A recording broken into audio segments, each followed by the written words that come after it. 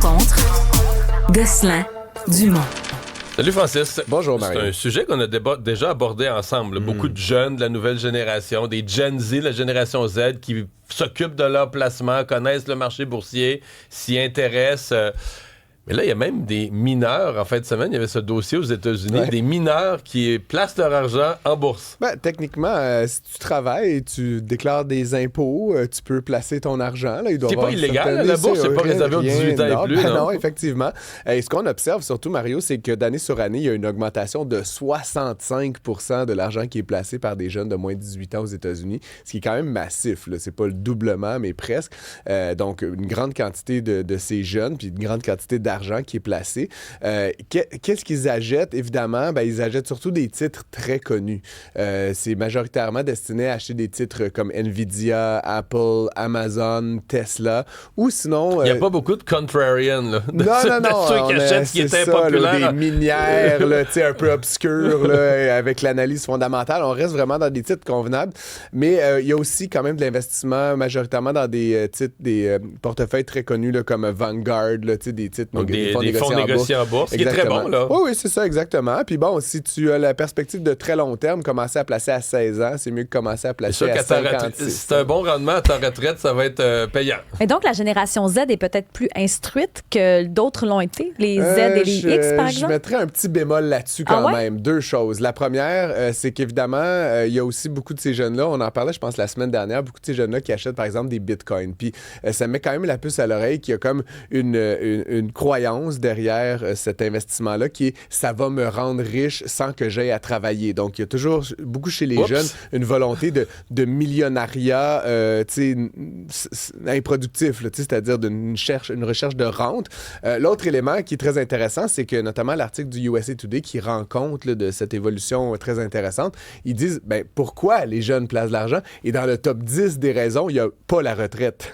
Il y a acheter une voiture, aller à l'école, à l'université. Il y a des bonnes raisons, mais je dis juste, ce sont que des biens de consommation ou des voyages ou aller go to college. Et il n'y a rien là-dedans qui est je vais laisser ça dans mon compte pendant les 50 prochaines années jusqu'à la fin de ma vie. Donc évidemment, c'est un placement. Mais c'est quoi la retraite quand tu as 20 ans? Là, ou 15 ans ou 17 ans? C'est tout le paradoxe. Puis tu parleras de n'importe quel conseiller financier, conseiller en sécurité financière, Mario. Si seulement les jeunes de 15 ans pouvaient voir la valeur de 100 $ que tu mets là. C'est tellement abstrait. Oui, mais tu comprends, la valeur des intérêts composés sur 50 ans, elle est hallucinante. Mais c'est pas sexy. Je sais, mais c'est ce qui est, si jeunesse savait, si vieillesse pouvait, hein, comme on dit. Les jeunes placent, évidemment, ils ont l'opportunité de leur vie d'être très, très, très riches, mais malheureusement, souvent, ils le retirent 2 ans plus tard pour faire un projet à court terme. Ceci dit, mettons qu'ils sont, ce qui est sûrement le cas, brillants, vont faire des... Tu sais, je veux dire, moi, les erreurs que j'ai faites avec mes placements, si j'avais fait à 10 tout le monde fait des erreurs. Là. Il n'y en a pas qui font pas d'erreurs. Si j'avais fait à 19 ans les erreurs que j'ai faites, mettons, à 40 quelques, je veux dire, je serais plus riche aujourd'hui, là, parce que j'aurais appris plus jeune. J'ai prêché ça pendant longtemps, Mario. Il faut faire le plus d'erreurs possible, le plus jeune possible, parce que quand tu as 18 ans, tu perds 1000$, ça semble être tout l'argent du monde, puis tu réalises 20 ans plus tard que finalement, tu es vraiment content que ça t'ait coûté juste 1000$ pour cet apprentissage-là. C'est pas cher payé, finalement. Pour apprendre. Donc, effectivement, vaut mieux commencer jeune, même si c'est pour faire des bêtises. Dossier succession, ce week-end dans le journal, on a eu une discussion passionnante avec une femme qui a été notaire à Gaspé pendant plus de 40 ans tantôt. Elle était mentionnée, oui. Mais en fait, c'est peut-être un des sujets dont on ne parle pas assez dans l'économie. C'est 1000 milliards. La génération actuelle là, qui va prendre sa retraite, c'est 1000 milliards qu'il y a à transférer à l'autre génération. Et c'est drôle, il y a même un lien entre nos deux sujets, Mario. 1000 milliards de dollars, d'accord. Là, c'est pas moi qui va recevoir 1000 milliards. Là, on va recevoir chacun des... génération à l'autre. On va recevoir des petits bouts de ça, mais ça reste qu'il y a des gens qui vont recevoir 100 000, puis 200 000, puis certains qui vont recevoir des millions, puis certains qui vont recevoir rien. Mais la question, moi, qui me taraude toujours, c'est qu'une fois que tu reçois l'argent, qu'en fais-tu?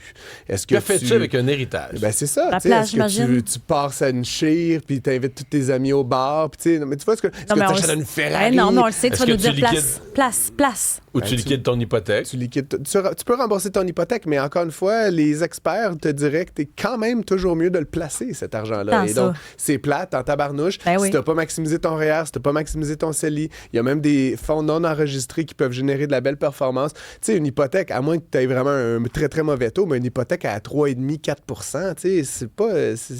T'as des bonnes chances de faire plus que ça en plaçant l'argent, surtout dans un compte enregistré. Donc, ultimement, tu devrais faire ça. Mais plus encore, Mario, la question, c'est dans quoi tu vas l'investir? Est-ce que tu vas l'investir dans un FNB? Est-ce que tu vas l'investir dans des petites compagnies émergentes? Est-ce que tu vas l'investir dans des banques?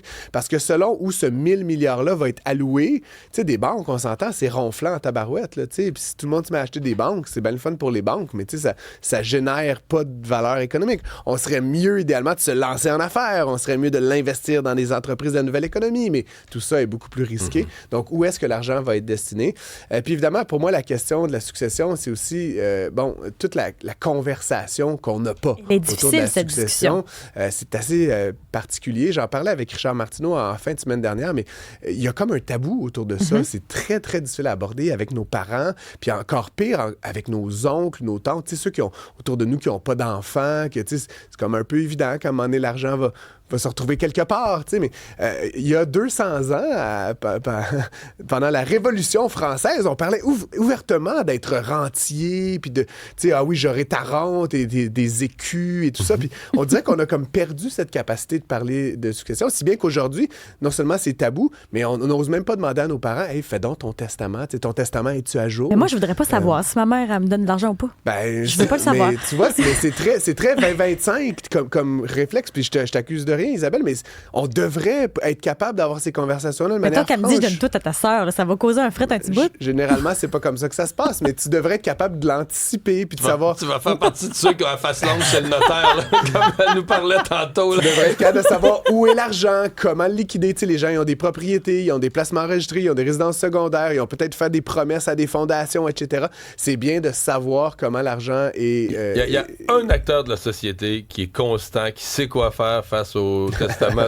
C'est le ministère du Revenu. Oui, je sais, Mario. Puis Lui, il niaise pas. Je vais dire quelque chose d'un peu piquant à ce sujet-là, mais l'héritage, c'est la plus grande inégalité sociale qu'on a dans nos sociétés. T'sais. Puis je suis pas de ceux qui pensent qu'on devrait fortement imposer l'héritage, mais ça reste que tous les économistes, même ceux de centre-droit, disent, c'est juste factuel, d'hériter de 5 millions de dollars pour lesquels tu n'as pas travaillé, ça donne quand même un bon avantage sur l'autre qui hérite de rien. Puis qui plus est, si tu hérites de 5 millions de dollars, il y a de bonnes chances que tes parents étaient éduqués, il y avait de l'argent, ils t'ont envoyé dans des bonnes écoles privées, dans des bonnes universités. Fait que tu es déjà parti dans la vie avec une bonne avantage, puis là, tu reçois un magot d'argent additionnel.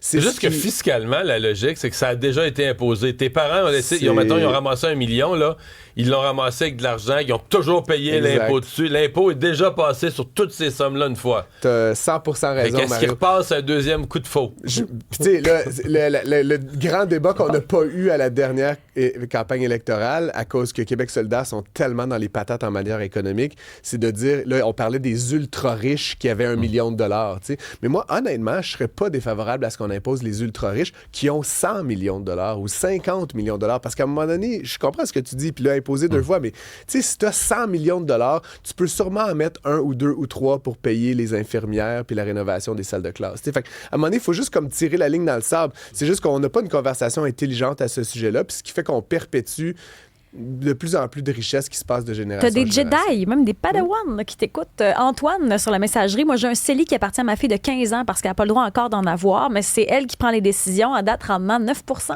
Yes, sir. On continue comme ça. C'est bien, puis ça. je vais d'ailleurs écrire un texte dans les prochains jours. Mario, tu m'as inspiré, mais l'approche de Noël, tu sais, je me charge des sujets économiques. Mais Mario, il t'amuse. utiles. Non, mais est-ce que c'est une bonne idée de donner un ré à son enfant ou à son petit-enfant pour Noël? Acheter d'épargner de ça. Pourquoi ça se peut que ce soit pas bon? Je vais On va juste, le lire, hein? je vais juste sous-peser les Attends que différentes ce soit écrit. options, mesdames et messieurs. Merci, Francis. Merci.